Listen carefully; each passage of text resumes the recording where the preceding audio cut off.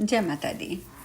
व्यास जी कहते हैं, हे राजन, कार्य कारण स्वरूप अहंकार से ही ये त्रिलोक उत्पन्न हुआ है, तो फिर मनुष्य उससे वियुक्त कैसे रह सकता है।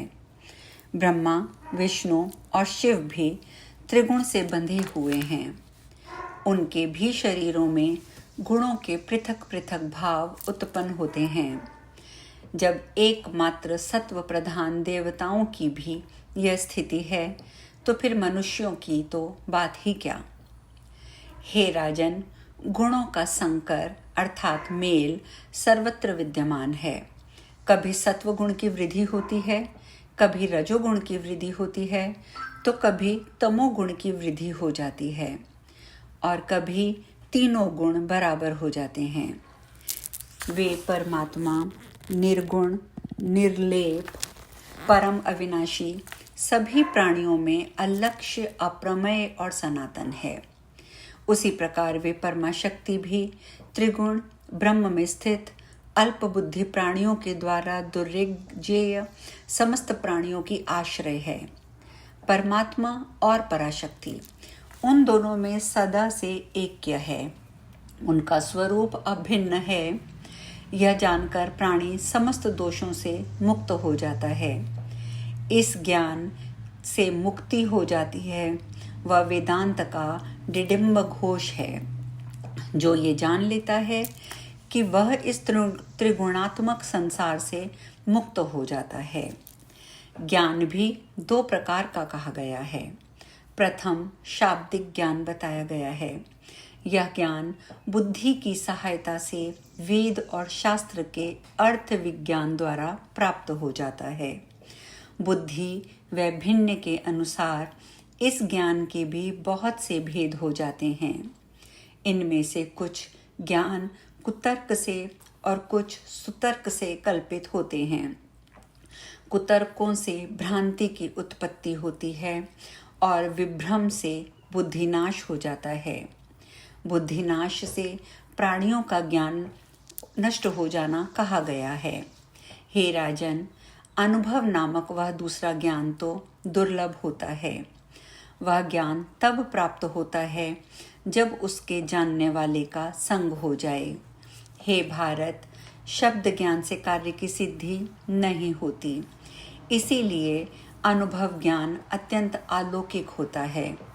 शब्द ज्ञान अंतःकरण के अंधकार को दूर करने में उसी प्रकार समर्थ नहीं है जैसे दीपक संबंधी वार्ता करने से अंधकार नष्ट नहीं होता है। कर्म वही है जो बंधन ना करे, विद्या वही है जो मुक्ति के लिए हो। अन्य कर्म तो मात्र परिश्रम के लिए होता है, तथा दूसरी विद्या तो मात्र शिल्प संबंधी कौशल है। शील, परोपकार, क्रोध का अभाव, क्षमा, धैर्य और संतोष, यह सब विद्या का अत्यंत उत्तम फल है। हे भूपते, विद्या, तपस्या अथवा योग अभ्यास के बिना काम आदि शत्रुओं का नाश कभी नहीं हो सकता। हे राजन, मन चंचल है और स्वभावतः अति दुर्ग्रह होता है। तीनों लोकों में तीनों प्रकार के प्राणी उसी मन के वश में रहते हैं। काम, क्रोध आदि भाव चित्तजन्य कहे गए हैं। ये सब उस समय नहीं उत्पन्न होते जब मन पर विजय पा ली जाती है। हे राजन, इसीलिए निमि ने मुनि को उस प्रकार क्षमा नहीं किया जिस प्रकार ययाति ने अपराध करने पर भी शुक्राचार्य को क्षमा कर दिया था। पूर्व काल में भृगुपुत्र शुक्राचार्य ने नृपश्रेष्ठ ययाति को शाप दे दिया था, लेकिन राजा ने क्रोधित होकर मुनि को शाप नहीं दिया और स्वयं वृद्धावस्था को स्वीकार कर लिया था। हे राजन, कोई राजा शांत स्वभाव या कोई क्रूर होता है। स्वभाव में भेद होने के कारण इसमें किसका दोष कहा जाए। पूर्व काल में हैयवंशी क्षत्रियों ने ब्रह्म हत्या जनित पाप की उपेक्षा करके धन लोभ से भृगुवंशी ब्राह्मण पुरोहितों का कोपाविष्ट होकर समूल उच्छेद कर दिया था। जन्मेजय बोले, जिन है क्षत्रियों ने ब्रह्म हत्या की लेश मात्र भी चिंता न करके भृगुवंशी ब्राह्मणों का वध कर दिया था, वे किस कुल में उत्पन्न हुए थे? हे पितामह, उनके वैर का कारण क्या था? आप मुझे बतलाइए। श्रेष्ठ जन किसी कारण विशेष के बिना क्रोध कैसे कर सकते हैं? अपने ही पुरोहितों के साथ उनकी शत्रुता किस लिए हो गई थी? संभवतः उन क्षत्रियों की उन शत्रुता के पीछे कोई महान कारण रहा होगा, अन्यथा पाप से भयभीत रहने वाले वे पराक्रमी क्षत्रिय निरपराध एवं पूजनीय ब्राह्मणों की हत्या क्यों करते? हे मुनि श्रेष्ठ, ऐसा कौन क्षत्रिय होगा जो अल्प अपराध के कारण ब्राह्मणों का वध करेगा? मुझे तो इस विषय में महान शंका हो रही है, इसका कारण बताने की कृपा कीजिए। सूत जी बोले। तब राजा जनमेजय जी के इस प्रकार पूछने पर सत्यवती नंदन व्यास जी परम प्रसन्न हुए और मन में उस वृतांत का स्मरण करके कहने लगे। व्यास जी बोले, हे जनमेजय, मेरे द्वारा पूर्व काल में सम्यक प्रकार से ज्ञात क्षत्रियों से संबंध रखने वाली इस आश्चर्यजनक प्राचीन कथा को आप सुनिए। कार्तवीर्य नामक एक हेय वंशीय राजा हो चुके हैं।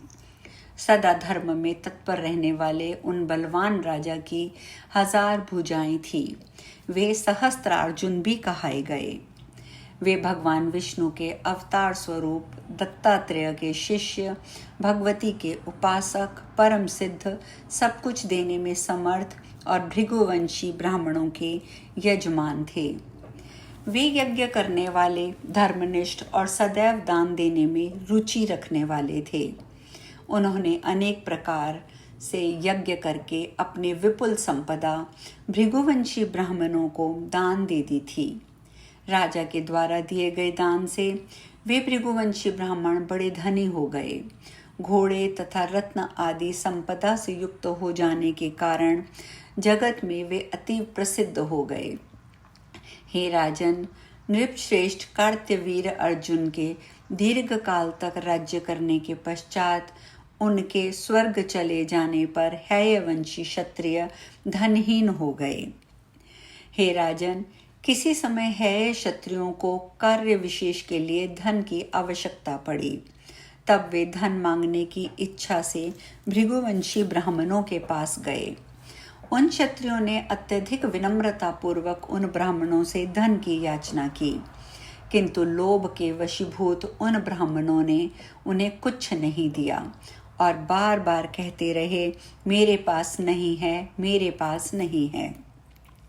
हेयवंशी क्षत्रियों से भयभीत होकर कुछ भृगुवंशी ब्राह्मणों ने अपनी प्रचुर संपत्ति जमीन में गाड़ दी और कुछ ने अन्य ब्राह्मणों को दे दी। भयाक्रांत तथा लोभ के वशीभूत वे सभी भृगुवंशी ब्राह्मण अपना अपना धन स्थानांतरित करके अपने आश्रम को छोड़कर अन्यत्र चले गए। अपने यजमानों को दुखित देखकर भी लोभ से विमोहित ब्राह्मणों ने उन्हें कुछ भी नहीं दिया। उन सभी ने भागकर पर्वत की गुफाओं का आश्रय ग्रहण किया। हे तात, तत्पश्चात कष्ट झेल रहे अनेक है क्षत्रिय प्रमुख विशेष कार्यवश द्रव्य प्राप्ति के लिए भृगुवंशी ब्राह्मणों के आश्रमों पर पहुंचे। अपने अपने आश्रम को सुनसान छोड़कर भृगुवंशी ब्राह्मणों को बाहर गया हुआ देखकर वे है क्षत्रिय धन के लिए वहां की जमीन खोदने लगे।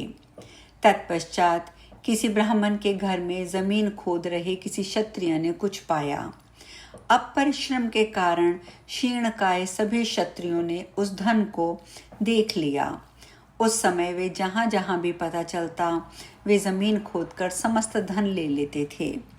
धन के लोभ से आसपास रहने वाले ब्राह्मणों के भी घरों को खोदने पर क्षत्रियों को पर्याप्त धन दिखलाई पड़ा।